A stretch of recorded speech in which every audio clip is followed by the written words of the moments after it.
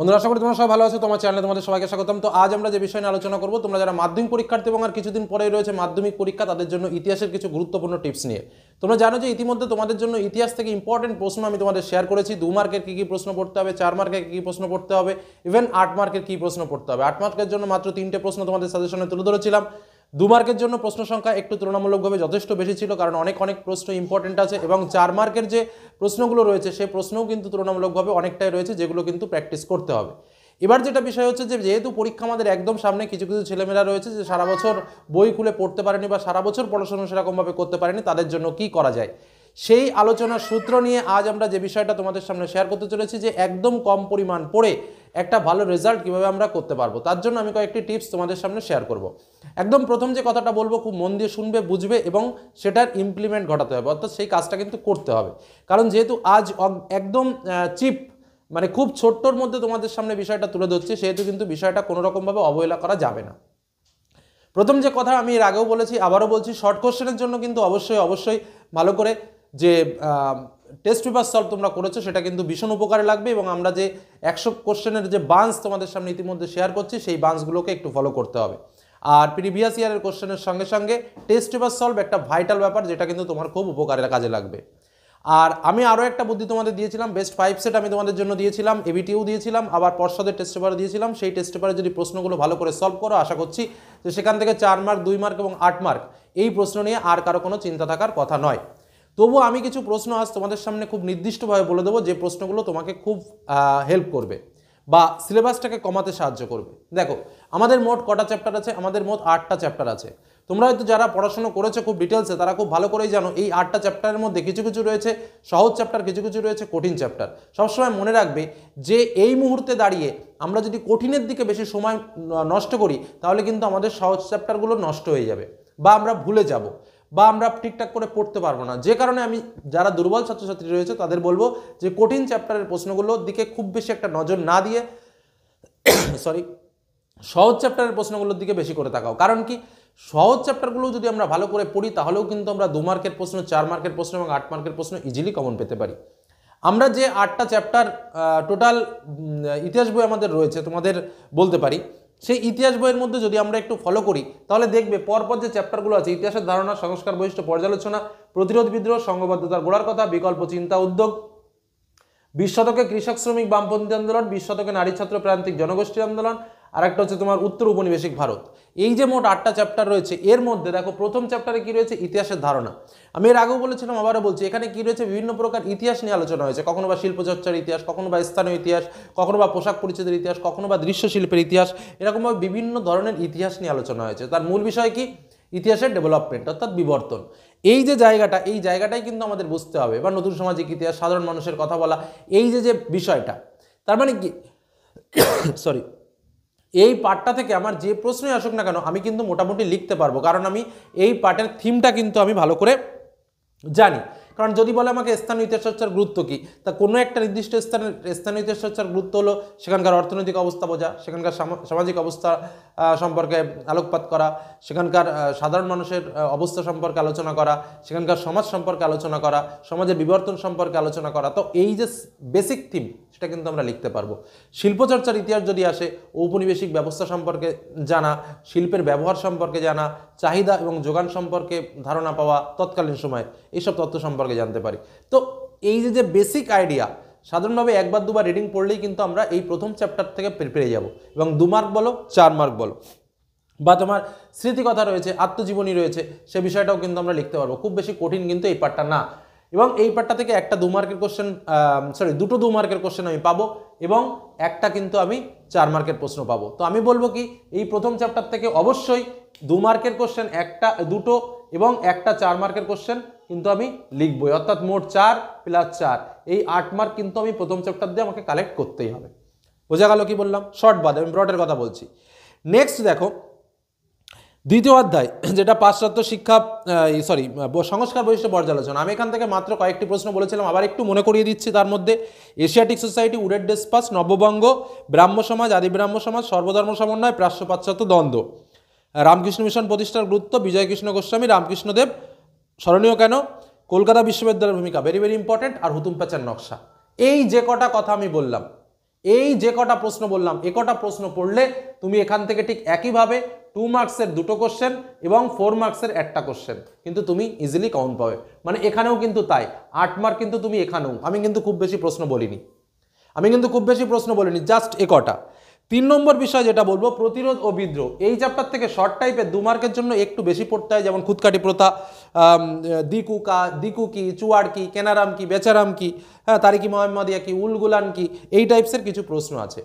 আর তোমরা জানো উপজাতি বিদ্রোহ আমাদের সিলেবাসে আছে, তা উপজাতি বিদ্রোহের মধ্যে সাঁওতাল, কোল, মুন্ডা, ভিল, ফরাজি, এই যে বিদ্রোহগুলো রয়েছে, এই বিদ্রোহগুলোর একজন নেতার নাম আর কোথায় হয়েছিল এবং তার সঙ্গে প্রত্যেকটা বিদ্রোহের কারণটা যদি তুমি ভালো করে পড়ে রাখতে পারো তাহলেই কিন্তু এই চ্যাপ্টার থেকে 2 মার্ক যেমন করে কমন পাবে, ঠিক একইভাবে 4 মার্ক কিন্তু কমন পাবে। খুব বেশি প্রশ্নকে আমি বললাম, হিসাব করে দেখো তো আমি কি বললাম, আরেকবার মনে করিয়ে দিই।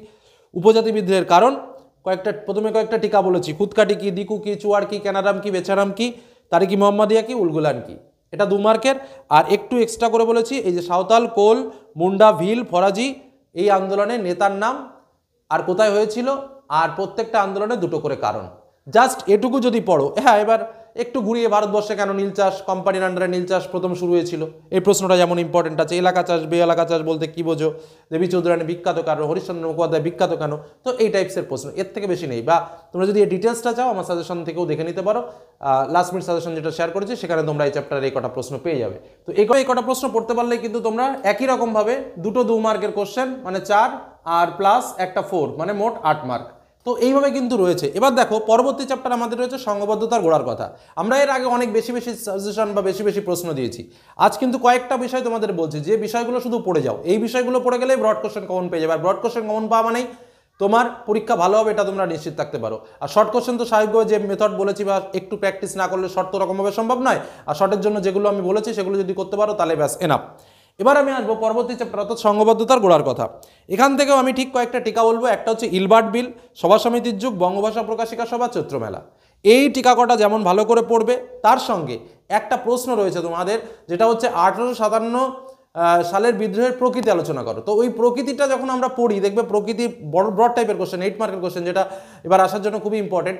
ওই প্রকৃতির মধ্যে কিছু পয়েন্ট রয়েছে, যেমন জাতীয় বিদ্রোহ, তারপরে যেমন কি বলেছে স্বাধীনতা সংগ্রাম বা জাতীয় সংগ্রাম, ঠিক আছে। এই যে সাব পয়েন্ট করে যে পয়েন্টগুলো রয়েছে সেই পয়েন্টগুলো ঘুরিয়ে প্রশ্ন আসে, যে মহাবিদ্রোহকে কি জাতীয় বিদ্রোহ বলা যায়, মহাবিদ্রোহকে কি জাতীয় সংগ্রাম বলা যায়, কি বললাম বোঝা গেল। এইভাবে ঘুরিয়ে কিন্তু ওই 8 মার্কের যে প্রশ্নটা আছে সেটাকে কিন্তু দিতে পারে, এটা কিন্তু মাথায় রাখতে হবে। সে 2-এও আসতে পারে, 4-এও আসতে পারে।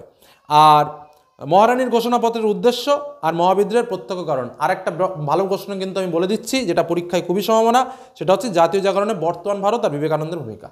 এই যে প্রশ্ন কটা বললাম, খুব বেশি প্রশ্ন বলেছি, হিসাব করে দেখো তো ইতিহাসের যে পরিমাণ প্রশ্ন আছে, আর আমি আজ কতগুলো করে প্রশ্ন বলছি। এ কটা প্রশ্ন বললেও ঠিক একই রকমভাবে এখানেও 2 মার্কের কোশ্চেন 4 মার্ক আর একটা 4 মার্ক, অর্থাৎ মোট 8 মার্ক কিন্তু এখানেও পাবে। বিকল্প, তাহলে দেখো আমরা চ্যাপ্টারের ভিতটা প্রস্তুত করো, যে কোন চ্যাপ্টারে কি নিয়ে আলোচনা হচ্ছে। ইতিহাসের ধারণাতে আমরা ইতিহাসের বিষয়বস্তু নিয়ে আলোচনা করেছি, সংস্কার বৈশিষ্ট্য পর্যালোচনার একটা পার্ট, প্রতিরোধ বিদ্রোহের আর একটা পার্ট, সংঘবদ্ধতা গোড়ার কথার আর একটা পার্ট। প্রত্যেকটা দেখো এক একটা বিষয়ের থিম আলাদা। তাহলে এই থিমটাকে যদি আমি বুঝতে পারি তাহলেও কিন্তু আমি কিছু প্রশ্ন লিখতে পারবো। আমি চাইছি যে এই থিমটাকে বোঝার তোমরা চেষ্টা করো। নেক্সট আমরা আসি বিকল্প চিন্তা ও উদ্যোগ। বিকল্প চিন্তা উদ্যোগ কি? বিকল্প চিন্তা উদ্যোগ হচ্ছে একদম পরিষ্কার কথা মাথায় রাখবে, ছাপাখানা নিয়ে প্রশ্ন আসবে। ছাপাখানা ডেভেলপমেন্ট মানে হচ্ছে পড়াশোনার উন্নতি, বই ছাপানো, ছাপানো, কে হেল্প করলো, কাকে হেল্প করলো, কখন হেল্প করলো, কোন পরিপ্রেক্ষিতে হেল্প করলো, এই হলো মূল চ্যাপ্টারের বিষয়বস্তু। এখানে কি কি ইম্পর্টেন্ট রয়েছে? উইলিয়াম ক্যারি, IACS, জাতীয় শিক্ষা পরিষদ, শ্রীরামপুর রায়, তারকনাথ পালিত বিখ্যাত কেন, মহেন্দ্রলাল সরকার বিখ্যাত কেন, পঞ্চানন কর্মকার বিখ্যাত কেন, হ্যাঁ, তারপরে ঔপনিবেশিক শিক্ষা অবস্থা কি, তার ত্রুটি কি, তারপরে তোমার ইংরেজ সরকার কেন ছাপাখানার বিরোধিতা করেছিল, হ্যাঁ, বেঙ্গল টেকনিক্যাল ইনস্টিটিউট প্রতিষ্ঠার উদ্দেশ্য কি। আর একটা প্রশ্ন বলবো, রবীন্দ্রনাথ কেন বিশ্বভারতী প্রতিষ্ঠা করেছিলেন। এই প্রশ্নটা কিন্তু ভালো করে পড়বে, কারণ এই প্রশ্নটা 2-এও আসতে পারে, 4-এও আসতে পারে, আবার 8 মার্কে যেটা রয়েছে মানুষ প্রকৃতি শিক্ষার সমন্বয় রবীন্দ্রনাথ কীভাবে ঘটিয়েছিল, এটাও কিন্তু ইম্পর্টেন্ট। তো এই যে কটা প্রশ্ন বললাম, এই কটা প্রশ্ন এখান থেকে পড়লে তোমরা এখানে 2-এ 2 4 প্লাস আরও একটা 4 মানে 8 মার্ক এখান থেকেও পাবে। আমি বলছি যারা এখনো কিছু ঠিকঠাকভাবে পড়ে উঠতে পারোনি তারা 6 নম্বর আর 7 নম্বর চ্যাপ্টার এই মুহূর্তে পড়ার দরকার নেই, কারণ সত্যি কথা বলতে বিরাট বড় চ্যাপ্টার এবং তাতে অনেক বেশি প্রশ্ন পড়তে হয় এবং একটু কঠিন লাগে। তোমাদের একটা টিপসের আগেও বলেছি, আবারও বলছি, এই যে প্রশ্নগুলো বললাম এই প্রশ্নগুলো পড়বে, এই প্রশ্নগুলো নোটস পড়বে, সমস্ত কিছু রেডি করবে। যদি কোনো অংশ কঠিন বলে মনে হয়, আমি বলবো যে এই মুহূর্তে কঠিন অংশটাকে বাদ দিয়ে দাও, কঠিন অংশটাকে বাদ দিয়ে পড়ো, তাহলে দেখবে জিনিসটা তবুও মনে থাকবে। যেটুকু মনে থাকবে সেটুকু লেখো, তাতেই ভালো মার্কস পাবে। লাস্ট চ্যাপ্টার আমাদের যেটা রয়েছে সেটা হচ্ছে ভারত মুক্তির দলিল বা উত্তর ঔপনিবেশিক ভারতের যে পার্টটা, এখান থেকে যেটা আমাদের পরীক্ষাতে আসবে, একদম বেসিক কোশ্চেন আমাদের পরীক্ষাতে আসে, 2 মার্কের প্রশ্ন আর 4 মার্কের প্রশ্ন আমরা কমন পাবোই। এখান থেকে সবসময় মাথায় রাখবে ভারত মুক্তির দলিলটা ভালো করে পড়তে। আর ওই কাশ্মীরের রাজা হরি সিং ভারত মুক্তির দলিতে কীভাবে, ভারত মুক্তির সঙ্গে কীভাবে যুক্ত হলো, আর পৃথক অন্ধ্রপ্রদেশের উৎপত্তি কীভাবে হয়েছিল, আর জুনাগড় আর হায়দ্রাবাদ কীভাবে ভারতের সঙ্গে যুক্ত হলো, ভারত মুক্তির ক্ষেত্রে সর্দার বল্লভভাই প্যাটেলের ভূমিকা, আর একটা হচ্ছে দর কমিশন কেন গঠিত হয়েছিল, আর পত্তি শ্রীরামালু কে ছিলেন।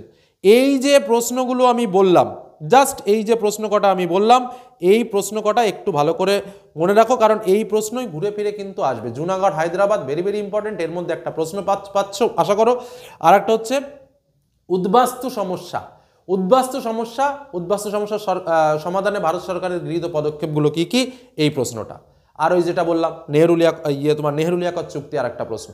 এই যে কটা প্রশ্ন বললাম সব মিলে 10টাও হবে না, এই প্রশ্ন কটা এই চ্যাপ্টার থেকে রেডি করো। 4 মার্ক তো গ্যারান্টি পাবেই, তার সঙ্গে 2 মার্ক। আমি কিন্তু বেশি বলছি না, 2 × 2 = 4, মোট হচ্ছে 8 মার্ক। আমি যদি এইটুকু পেতে পারি, তাহলে স্বাভাবিকভাবে এই 6টা চ্যাপ্টার পড়েই কিন্তু আমি 6টা 4 মার্কের কোশ্চেন আর 6 দুগুণী 12টা 2 মার্কের কোশ্চেন কিন্তু আমি লিখতে পারবো। আমার এই দুটো পড়ার দরকারই নেই। আর এই দুটো চ্যাপ্টারকে যদি আমি একটু অ্যাভয়েড করতে পারি, আমার বইয়ের হাফ হয়ে যাবে। এবং কঠিন দুটো চ্যাপ্টার, ছাত্রছাত্রীদের মনের মধ্যে সব থেকে বেশি কঠিন দুটো চ্যাপ্টার হচ্ছে এই দুটো চ্যাপ্টার, কারণ এখানে অনেক অনেক বিষয় পড়তে হয়। প্রত্যেকটা সেক্টরে 3টে করে, মানে এখানে 3 × 3 = 9টা, এখানে 3 × 3 = 9টা। হ্যাঁ, এখন ওপেন কোশ্চেন সশস্ত্র বিপ্লবী আন্দোলনে ছাত্রদের ভূমিকা, সশস্ত্র বিপ্লবী আন্দোলনে নারীদের ভূমিকা, তাও কম প্রশ্ন নয়। আমি বলবো এই দুটো চ্যাপ্টারকে অ্যাভয়েড করে দাও, বইটাকে হাফ করে ফেলে দাও, আর যে কটা প্রশ্ন আমি এই মুহূর্তে একটু আলোচনা করলাম সে কটা প্রশ্নের দিকে একটু নজর দাও। এটা হলো শর্টকাট, এর থেকে বেশি শর্টকাট ইতিহাস নেই। কারণ ইতিহাস এমনই একটা সাবজেক্ট যার প্রত্যেক পেপার থেকে প্রশ্ন হয়, প্রত্যেক জায়গা থেকে প্রশ্ন হয়। সাজেশন এবং শর্টকাট মেথড তোমাদের সামনে আলোচনা করলাম।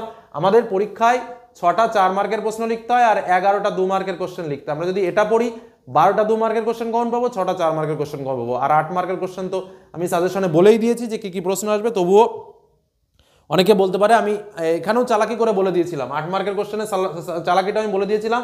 আমি 3টে সেট দিয়েছিলাম, যে এই সেটে 3টে প্রশ্ন দিয়েছিলাম, এখানে 3টে প্রশ্ন দিয়েছিলাম, এখানে 3টে প্রশ্ন দিয়েছিলাম, যে কোনো একটা সেট ভালো করে তোমরা পড়বে। এই 3টে পড়বে, অথবা এই 3টে পড়বে, অথবা এই 3টে পড়বে। তো তার লিঙ্ক আমি ডেসক্রিপশন বক্সে দিয়ে দেবো, সেই লাস্ট মিনিট ফাইনাল সাজেশনের। সেখান থেকে তোমরা এই 3টে সেট দেখে নিতে পারো। যে কোনো একটা সেটের প্রশ্ন ভালো করে পড়লেই কিন্তু তোমরা পরীক্ষাতে কমন পেয়ে যাবে।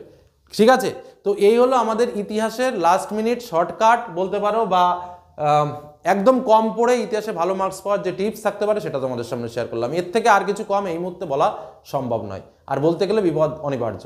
এটুকু বলে আলোচনা শেষ করলাম। ধন্যবাদ।